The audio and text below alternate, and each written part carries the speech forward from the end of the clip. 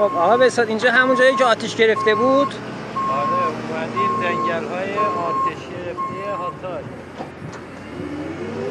چند روز آتش سوزی داشتیم؟ 4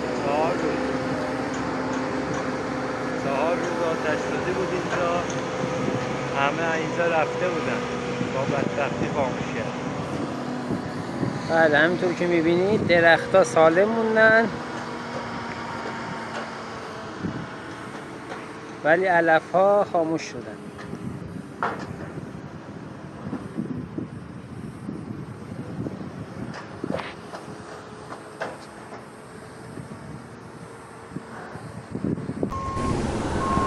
همینطور که دارید میبینید خلبان‌ها هنوز در حال آبرسانی هستن به جنگل‌های آتش گرفته.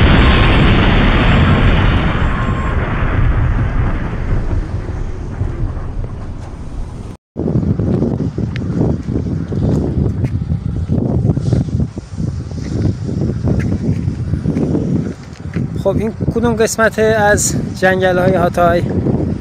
اومدیم بخش سرینسو تو هاتای. بله اینجا هم آتش سوزی بوده خاموش کردن.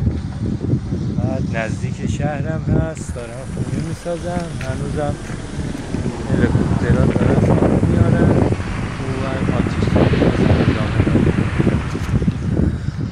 امیدواریم که آتش سریعتر خاموش بشه. متاسفانه باد نمیذاره آتش خاموش شه.